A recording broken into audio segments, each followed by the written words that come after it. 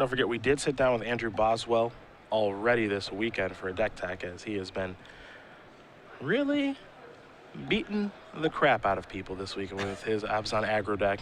So Nick Miller took some time in the sideboard, sit down with him and get an explanation from the player from Sugarloaf, New York, as he does take a mulligan. We'll have that for you guys at the end of the round. We also will have an exclusive spoiler for you from Dragon's Dark Hero here at the conclusion of this round, too.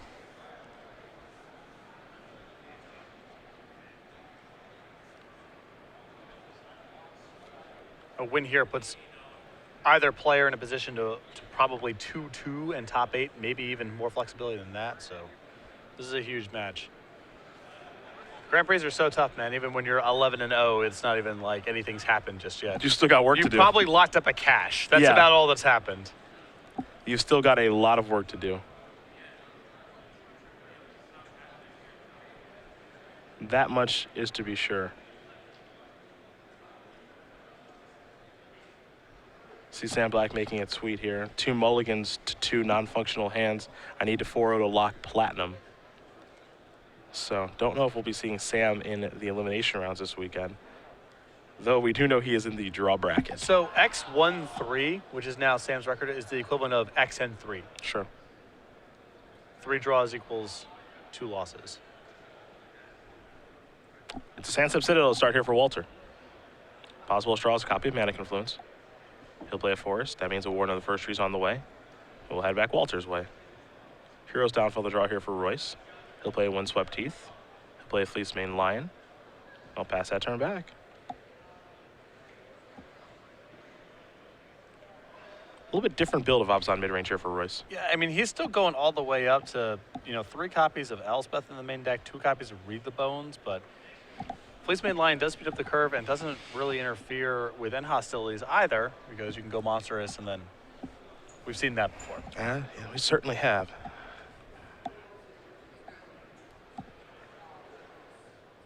Boswell going to play Windswept Teeth here.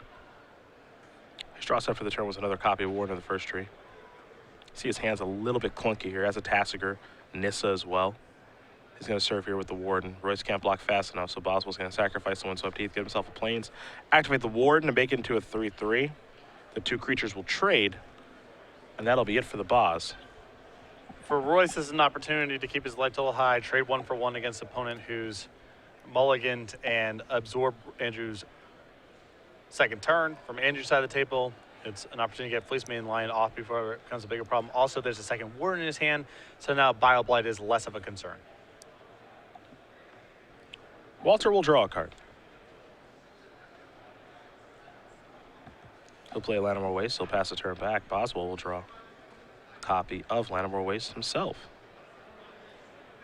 He'll deploy that. It's time for another copy of Warden of the First Tree. Pass the turn back. You mentioned Bioblight. That'll very quickly take care of the Warden. Royce will have to take 1 to do it. That's just fine by him. So we go back Walter's way for turn number 4. And it looks like he has missed his 4th land. So Boswell will draw another copy of Nissa. Has the ability to cast Tassiger this turn if he'd like.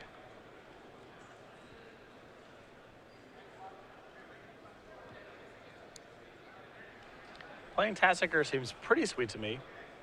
As you've got nothing else going on, if it eats a Hero's Downfall, well, that's one less thing to interact with Nissa. Yeah.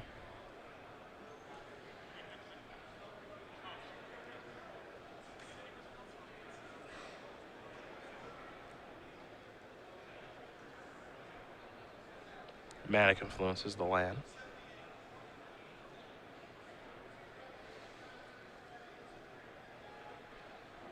Looks like Boswell's going to pay 4 mana for Tassiger here, which means he will delve away 2 cards.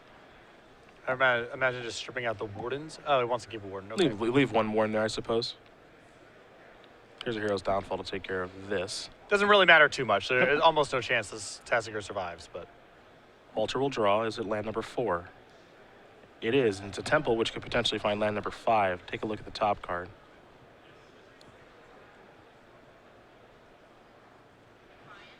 He'll leave it on top. Pass the turn back to Boswell. Boswell will take a draw step here. Temple of Malady. He'll play Mana Confluence. It's time for Nissa.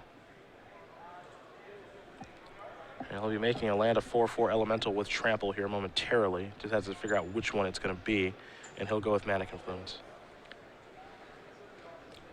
Walter has another Hero's Downfall that he'll take 1 to cast, but Nissa's off the table. The card that Royce kept on top was an Abzan Charm. He'll deploy a Siege Rhino, and that'll brick wall that land. Though Boswell not necessarily upset with that downfall, as he has another Nissa in hand and really nothing to do with it just yet. Look at a pretty good draw there from the Boz. I believe it was a Valorous Stance. He'll start by playing a Temple. He'll scry here. That top card goes to the bottom very quickly. There is Valorous Stance, and here's an attack for 4. So gaining the initiative back, Walter's down to 15. Again, remember, Royce kept an Abzan Charm on top of his deck, but he has drawn land number 5. That was a Plains.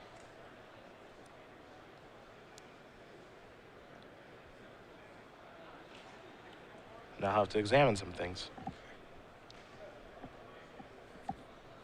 Lands are really critical, obviously, and if Royce can just keep his head above water, the Elspeth in his hand will sweep up all the damage dealt by the Nissas. Another Siege Rhino here. Boswell's draw step right now, very important. Has a Nissa in his hand, picked up a copy of Windswept Teeth. Not the best draw in the world.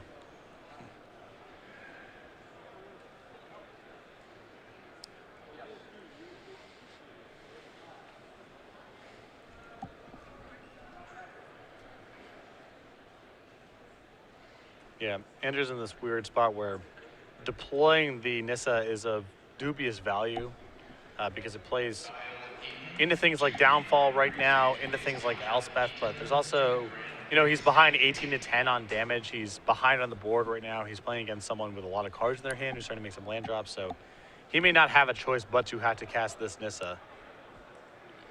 I'm playing Windswept Teeth.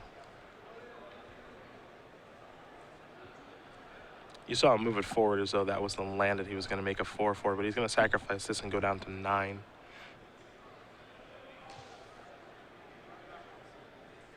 Gonna grab a Plains. Wouldn't be surprised to see him play a Nissa and make a Mana Confluence into a 4/4.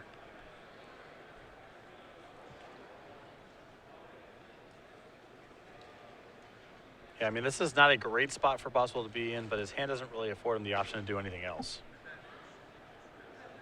The first Rhino was tough, but he drew a removal spell for that. The second Rhino is looking to be a backbreaker, as it oftentimes is. Walter's going to untap his 4 lands. He'll take a draw step here.